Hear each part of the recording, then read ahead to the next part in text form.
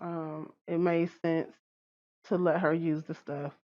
I was a little ticked off because I was like, this Negro was supposed to come and work with me. We're supposed to be all funny at the shop. She said, I can't do it. Literally, it was like, I can't do it. So, I come into the office space, y'all, and it was like all white walls. Baby, she didn't create. Girl, one thing I can tell you about people like us, we will make anything work. Honey, I came in, my sis had tote, drawers, and it wasn't really the shop I looked at the moment. And in my spirit, I was like, Lord, I gotta tell her about this grant because this ain't it. And I know this ain't what but she made what she had work. And so I said it would be a disservice if I didn't tell her about what was told to me. So one of my clients told me about a grant that was open to people like us, and I said, let me go ahead and tell Fallon about this grant, and she got right on it, y'all. This child was on it, so I'm like, well, hell, she on it like this. Hopefully, she be on it to help me too, honey. She gonna be like the rest of the folks. Well, girl, all you gotta do. I'm like, what? I felt like tearing.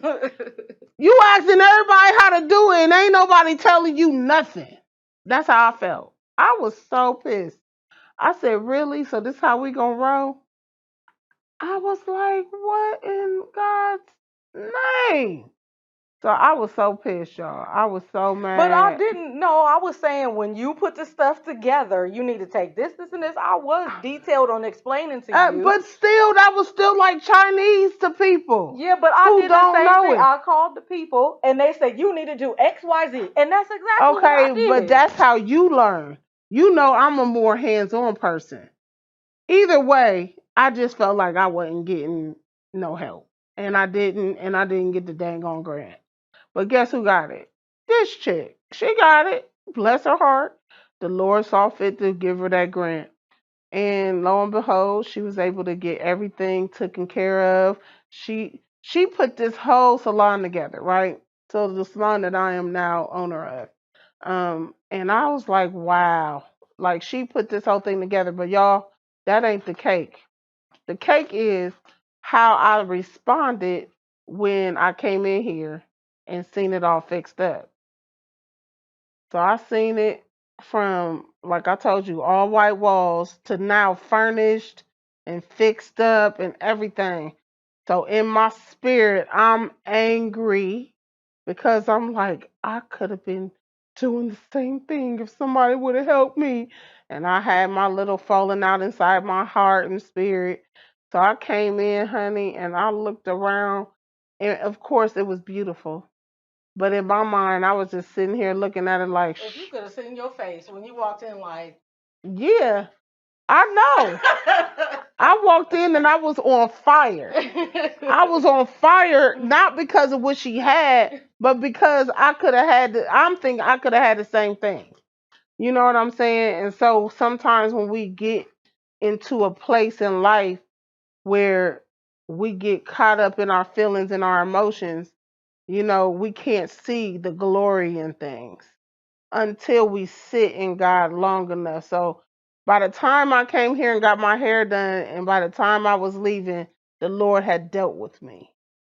So I had to go and I had to turn around to my friend and I told her, I said, I have to be honest with you. I'm really upset because I didn't get the grant. And so that's why I had an attitude. But you put this place together so wonderfully. It's really nice. And it's very hard for me to even tell you this right now. I mean, I remember I was emotional because but I had to congratulate her because it was real. And I had to be, and she was like, honey, the way you was sitting in here, I didn't think you liked it. I was like, girl, I know. So you got to forgive me. I have to repent. And I had to be honest, with myself. I was really hurt. I was really disturbed. I was really going through a lot of emotional processes in that moment. But God got me through it and got me through it enough that I was able to humble myself to congratulate my friend and seeing that she was blessed, knowing that the whole time that God didn't even know, but God, He had this place prepared for me. And I was crying my eyes out once I found out, and once God really opened this understanding that it was for me at the same time. And I did a devotional on a third party experience. Like I was, that's where I got the emotion from. Was, you know, the Lord blesses someone with something that is also yours, but you didn't know at the moment. And I remember teaching a devotional on that very principle, and that experience. But I was inspired by that.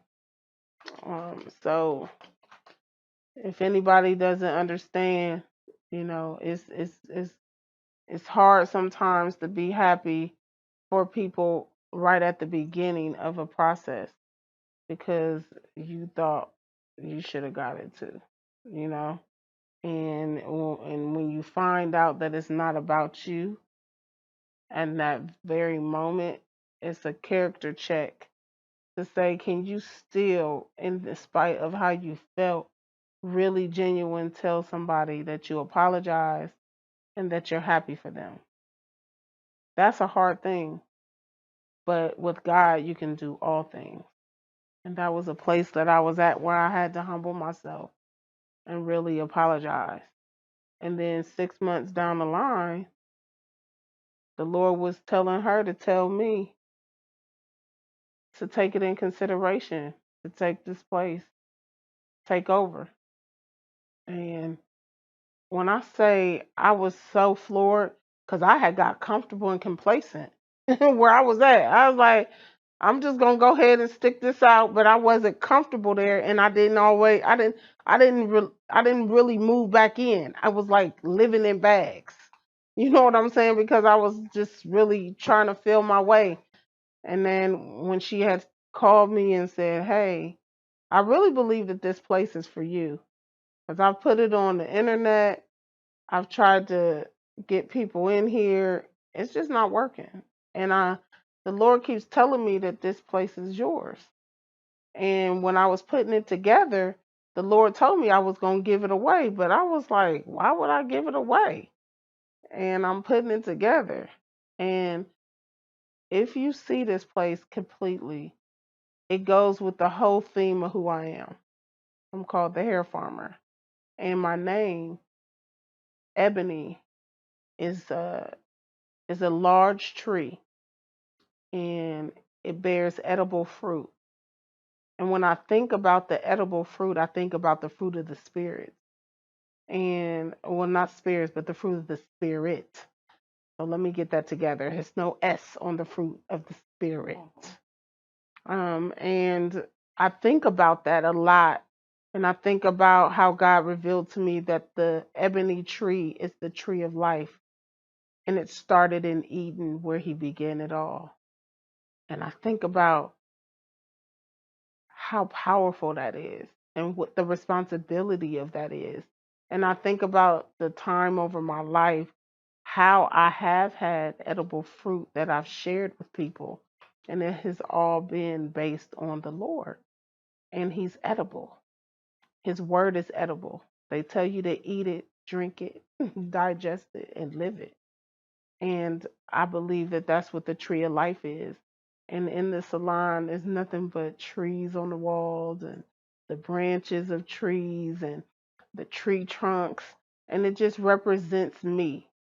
And God was thinking of me when He put the whole architectural mindset in Fallon to put it together.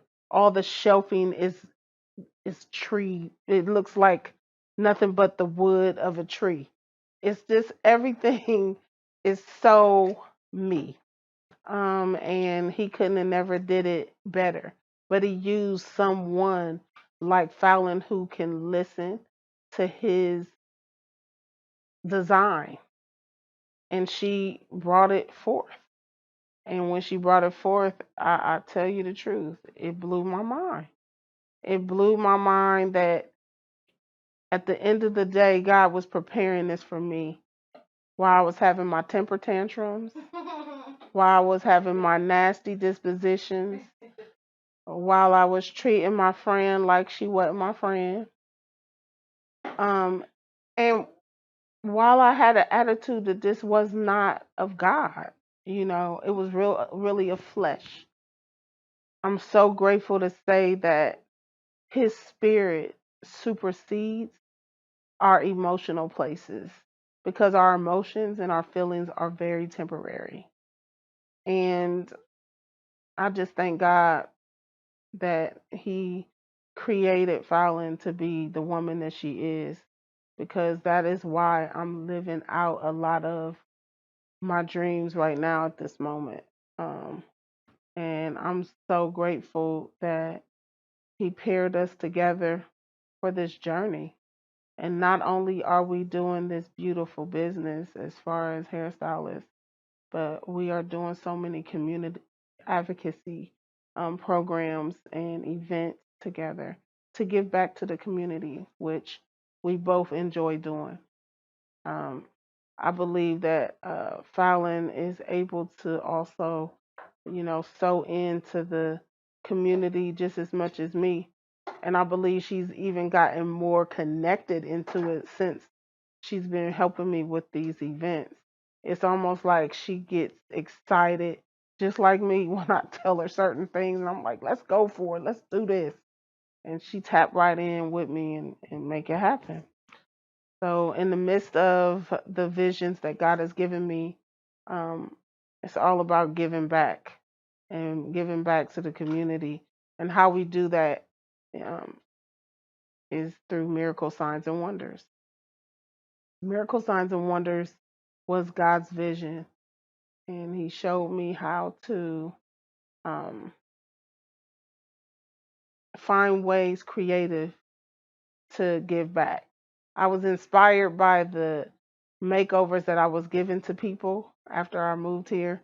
I'm just one of those kind of people. I just like to be creative when I give. Okay. And so that didn't really work out. Um, so it didn't work out for the individual makeovers that I decided to do. So I went from doing the individual makeovers to doing miracle signs and wonders that was geared towards the homeless because they need help. And I wanted to give it to people that I could give it to. And at that time, I didn't really have a team. I had to create a team of other stylists and barbers to help me. And then I got volunteers. And the Lord told me to have my volunteers called first fruit givers. And first fruit givers are people who give off the top of their blessings. And, I believe that God has given me so much in my life as far as my journey, and that is part of my fruit. And so, being a first fruit giver is giving off the top of my time. God has given me life, so I'm going to give off the top of my life. I'm going to give in excellence, I'm going to give my best. And so, that's where it all came from. And Fallon, she gave her best, and she joined in. And we wrote the vision, we made it plain so others can run with it.